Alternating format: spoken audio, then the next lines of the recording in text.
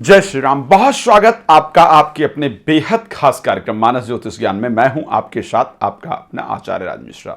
हर एक जानकारी जो कि आपसे रिलेटेड है वो इस कार्यक्रम के थ्रू हम आपको जरूर पहुंचाते हैं। चाहे वो राशि फल की बात की जाए, चाहे वो ग्रह परिवर्तन की बात की जाए, चाहे वो बाकी डिटेल्स की बात की जाए।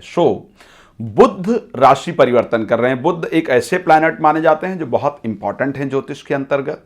बुध एक ऐसे प्लैनेट हैं जो जल्दी जल्दी राशि को परिवर्तन करते हैं।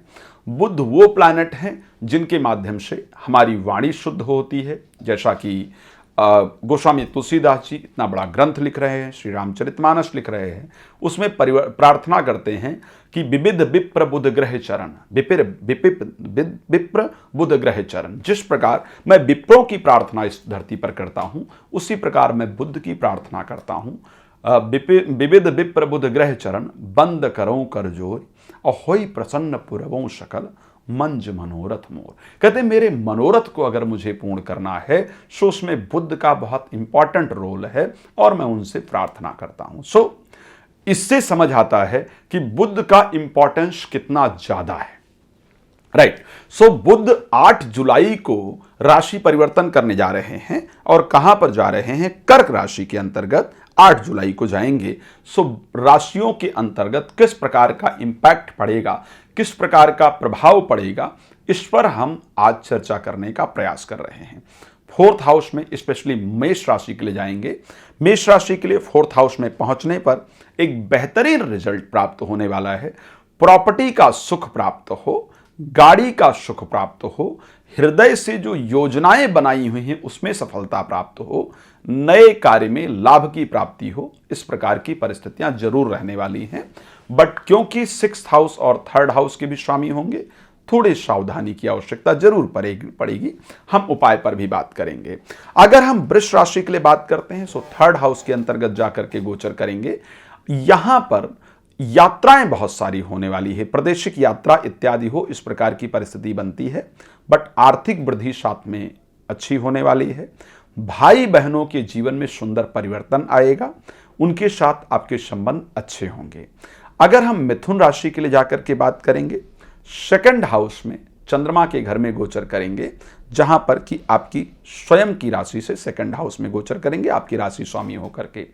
कुटुंब के प्रति आपका प्रेम बढ़ेगा। घर में मांगलिक उत्सव का आयोजन होगा, अच्छे कार्य का आयोजन होगा, यानी बच्चों की शादी हो जाए, नामकरण संस्कार हो जाए, गृह प्रवेश संस्कार इत्यादि हो जाए, ऐसी चीजों को आयोजन करने का योग बनेगा। इंटरव्यू इत्यादि में आपको अच्छी सफलता प्राप्त होगी। आपके वाणी का प्रभाव बड़ा सुंदर प्राप्त होगा। ऐसे परिस्थिति में और बहुत कुछ होने वाला है, अच्छा दिख रहा है मुझे। हम कर्क राशि की बात करेंगे। बुद्धि काफी तीव्र होगी, बुद्धि काफी तेज होगी। संतान सुख अगर देखा जाए, बौद्धिक क्षमता में वृद्धि, बुद्धि में वृद्धि किया जाए, ज्ञान की वृद्धि, विद्या की वृद्धि, अच्छे लोगों से मुलाकात, राजा से सम्मान, बातों में आपकी पॉजिटिविटी रहे, इस प्रकार की परिस्थिति आपको देखने को मिलेगी। एक शानदार रिजल्ट आपके लिए जरूर होने वाला है। अगर हम बात करते हैं सिंह राशि के लिए, 12th हाउस में इनके जाने से परिस्थितियां प्रतिकूल होंगी। जबान आपकी फिसले, जिसके कारण आपका नुकसान हो, इस प्रकार की परिस्थिति दिख रही है। साथ में आपको यह ध्यान रखने की आवश्यकता है कि बुद्धि बहुत तीव्र नहीं होने के कारण किसी भी कोई डील कर रहे हैं, कुछ खरीद रहे हैं, बेच रहे हैं, कोई इंपॉर्टेंट डिसीजन ले रहे हैं, तो बहुत सोच समझ करके उसको लेने की आवश्यकता होगी। गौ को प्रत्येक बुधवार को रोटी खिलाना आपके लिए लाभप्रद होगा। यही परिस्थिति होगी जो आपके लिए परिवर्तन लेकर के आ सकती है। हम बात अगर करते हैं कन्या राशि को लेकर के, लाभ भाव में जाकर के गोचर करना आपके लिए बहुत लाभ देने वाला होगा। आपकी बुद्धि इतनी तीव्र गति से काम करेगी कि शेयर मार्केट इत्यादि से आपको अर्थ का लाभ जरूर होगा। अचानक धन का आगमन आपके जीवन के अंतर्गत होगा। संतान का सुंदर संयोग बनेगा। साथ में आपकी ज्ञान की वृद्धि होगी, विद्या बुद्धि की प्राप्ति होगी।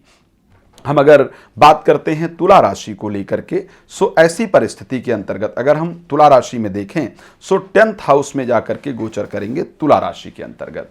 ये परिस्थितियां भी आपके लिए कहीं ना कहीं अनुकूल रहने वाली है।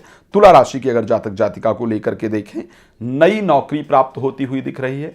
सरकारी क्षेत्र में आपका कार्य जो भी बिगड़ा होगा वो कार्य आपका जरूर बने, इस प्रकार की कंडीशन आपके लिए नजर आता है। सरकारी क्षेत्र में जो बिगड़ा हुआ कार्य है वो आपका जरूर बनेगा, इस प्रकार की परिस्थिति आपके लिए नजर आती है। व्यापार में लाभ होगा, व्यापार में नई ऊंचाइयां छुएं, इस प्रकार की परिस्थितियां हैं। वृश्चिक राशि के लिए अगर हम देखते हैं सो ऐसे कंडीशन में 9th हाउस के अंतर्गत जाकर के गोचर करेंगे।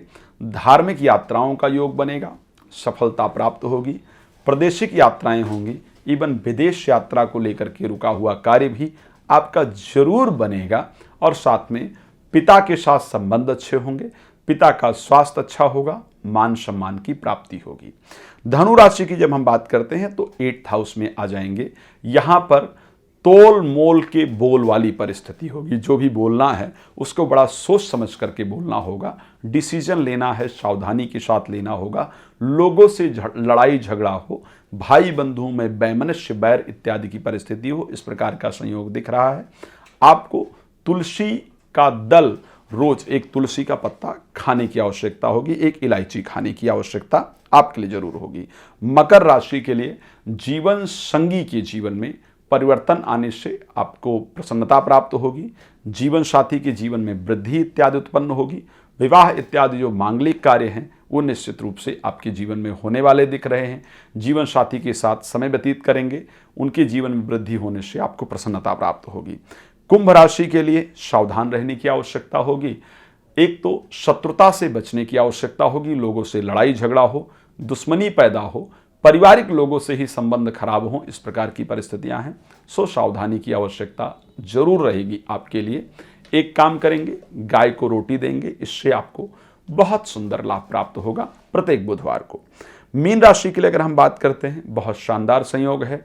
एक तो बच्चे ऐसा कार्य करेंगे जिसको लेकर के मन प्रसन्न होगा, संतान को लेकर के चिंतित दंपत्ति को संतान को लेकर के शुभ समाचार प्राप्त होगा। आपकी बुद्धि तीव्र काम करेगी, इससे आपको शेयर मार्केट इत्यादि में सफलता मिलेगी। पत्रकारिता क्षेत्र में हैं तो सफलता प्राप्त होगी। अलग अलग क्षेत्रों के अंतर्गत आपको अच्छे रिजल्ट प्राप्त होंगे। चलिए, अब बहुत सारी बातें करना कार्यक्रम में पॉसिबल नहीं होता है, इसलिए रात को 9 बजे और दोपहर 12 बजे मैं लाइव भी आता हूं। मेरे साथ लाइव जुड़कर जानकारी प्राप्त कर सकते हैं। साथ में और कोई प्रश्न अगर आपके मन में है, डिटेल में बात करना चाहते हैं, सो आप मुझे कॉल कर सकते हैं, कॉल अपॉइंटमेंट लेकर बात कर सकते हैं या कर सकती हैं। अब कार्यक्रम को यहाँ पर विराम देता हूँ। आपका जुड़ने के लिए बहुत धन्यवाद। जय श्री राम।